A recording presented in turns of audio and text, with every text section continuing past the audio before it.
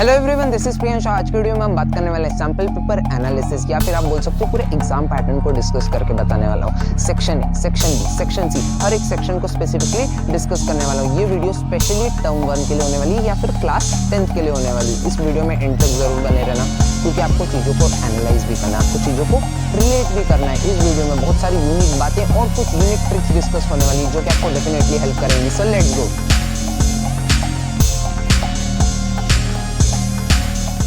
Guys, अब हम आ जाते हैं हमारे वीडियो के फॉर्मेट पे। वीडियो के फॉर्मेट में मैं आपको एक्सप्लेन कर देता हूँ कि वीडियो कैसे होने वाली है। वीडियो में हम कुछ चीज़ें डिस्कस करेंगे। पहले तो मैं आपको एग्जाम पैटर्न बता दूंगा, section A, section B, section C, कितने क्वेश्चंस आने वाले हैं, कितने क्वेश्चंस अटेम्प्ट करने हैं। इस वीडियो में इन जनरल बात करेंगे, main subjects like science, SST, maths, इन तीनों के लिए बात करेंगे। टिप्स बताऊंगा, ट्रिक्स बताऊंगा और थोड़ी पास्ट वीडियोस भी रिकमेंड करूंगा, जहाँ से आप बहुत सारी चीज़ें कलेक्ट कर पाओगे। लैंग्वेज सब्जेक्ट्स यहाँ पे नहीं ले रहे हैं, क्योंकि लैंग्वेज में बहुत वास्ट चीज़ें हो जाएंगी, वो हम बाद में डिस्कस करेंगे। लाइक इंग्लिश में एक्सप्लेन कर दूंगा आपको कोई दूसरी वीडियो में, लेकिन लैंग्वेज जो होते हैं, हिंदी हो गई, संस्कृत हो गई, मराठी हो गई, कहीं दूसरी और फ्रेंच होती होगी, दूसरी लैंग्वेजेस होती हैं, तो वो आप आपके टीचर से डिस्कस कर लेना। इस वीडियो में हम पूरा मेन सब्जेक्ट्स लेके चलने वाले। सो गाइस, अब हम आ जाते हैं हमारे फर्स्ट पॉइंट पे। फर्स्ट पॉइंट में मैं आपको पूरा एग्जाम पैटर्न एक्सप्लेन करके बताने वाला हूँ, राइट। पूरा एग्जाम पैटर्न डिस्कस करते जाएंगे और यहाँ पे आपको पेपर भी दिख रहा होगा, जिसमें पूरा लिखा हुआ है कि हाँ सेक्शन ए में इतने क्वेश्चंस आने वाले, सेक्शन बी में, तो वहाँ से भी रिलेट करते जाना। मैं एक्सप्लेन तो कर ही देता हूँ। फर्स्ट पॉइंट में हमारे पास है the question paper contents of 3 section. ये तो आपको सबको पता है, section A, section B, section C, 3 sections में हमारा पेपर डिवाइडेड होता है। सेक्शन ए में कितने क्वेश्चंस आने वाले हैं? सेक्शन ए में क्वेश्चंस आने वाले हैं 24, आपको अटेम्प्ट करने हैं 20 क्वेश्चंस, ओके। सेक्शन बी में भी 24 क्वेश्चंस आने वाले हैं, 20 क्वेश्चंस अटेम्प्ट करने हैं। इसका मतलब यार ये है कि जो हार्ड क्वेश्चंस हैं एलिमिनेट करो, इजी को अटेम्प्ट कर लो, 20 क्वेश्चंस अटेम्प्ट करो, ठीक है। इजी अटेम्प्ट कर लेना, हार्ड अटेम्प्ट करके मिलेगा भी क्या वैसे।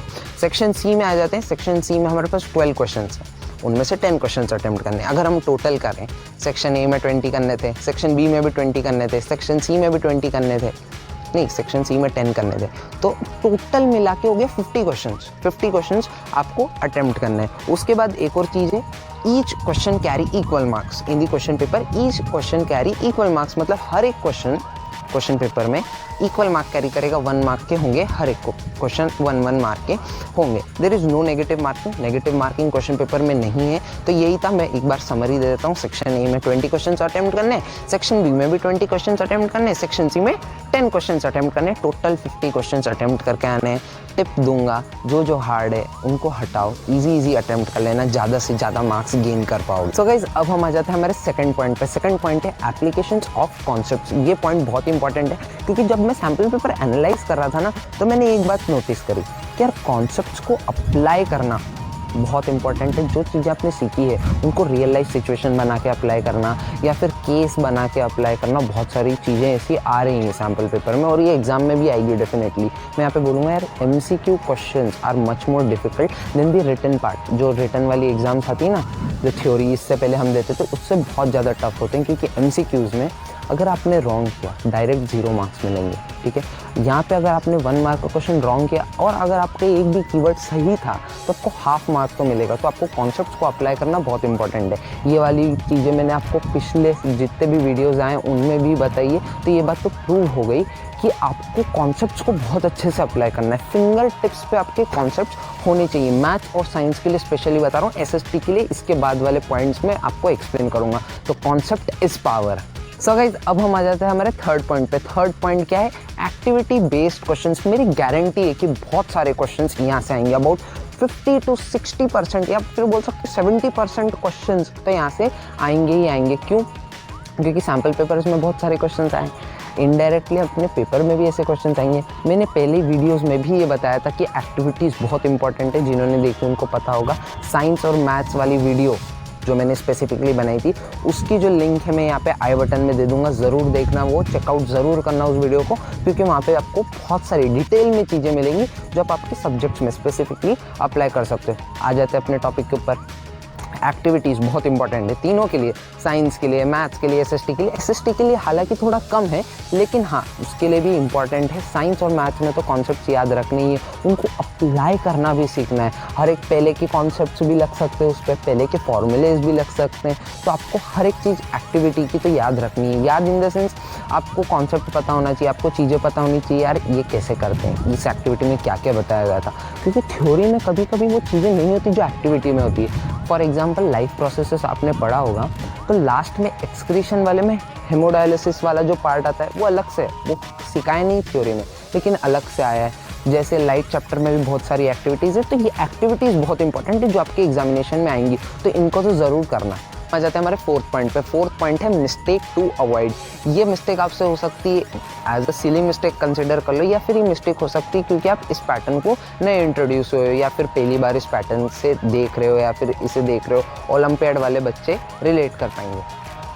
अगर सेक्शन ए में किसी पर्सन ए ने 24 क्वेश्चंस अटेम्प्ट कर दिए, और अगर 24 क्वेश्चंस अटेम्प्ट कर दिए, वो कॉन्फिडेंट था कि सारे 24 क्वेश्चंस उसके करेक्ट ही आएंगे, लेकिन उसके साथ हुआ ये कि उसके फर्स्ट 17 क्वेश्चंस तो करेक्ट आए, लास्ट 3 मतलब 17 से 20 तक उसके 3 क्वेश्चंस, लास्ट 3 क्वेश्चंस उसके रॉन्ग आए, क्योंकि सेक्शन ए में 20 क्वेश्चंस अटेम्प्ट करने, और जब 21st से 24th क्वेश्चंस तक था, जो क्वेश्चंस थे उसने सारे करेक्ट कर दिए। देखा जाए तो उसने 20 क्वेश्चंस करेक्ट किए थे, लेकिन उसके फर्स्ट 20 ही गिने जाएंगे, तो उसको 17 मार्क्स मिले आउट ऑफ 20 सेक्शन ए में। उसका तो लॉस हो गया, उसको तो फुल मार्क्स मिल सकते थे, लेकिन उसने सारे अटेम्प्ट कर दिए।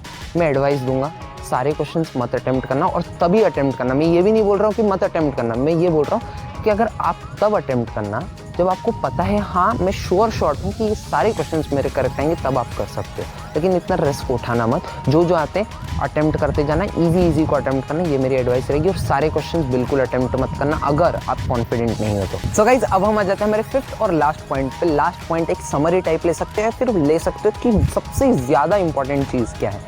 Concept is king. एक ही चीज़ बोलूँगा, क्योंकि यार अब पैटर्न बिल्कुल चेंज है, ठीक है। कॉन्सेप्ट अब एप्लीकेशन की तरफ, जो अपना सिस्टम है एजुकेशन सिस्टम, कॉन्सेप्ट एप्लीकेशन की तरफ जा रहा है। आप अप्लाई करना आना चाहिए, क्योंकि रट के नहीं चले, वो टर्म 2 में करेंगे, लेकिन अभी नहीं। अभी कॉन्सेप्ट अप्लाई करना है, हर एक चीज़ों को एनालाइज करना है, जो मिस्टेक्स बताइए वो नहीं करनी क्वेश्चंस वाले अटेम्प्ट के लिए।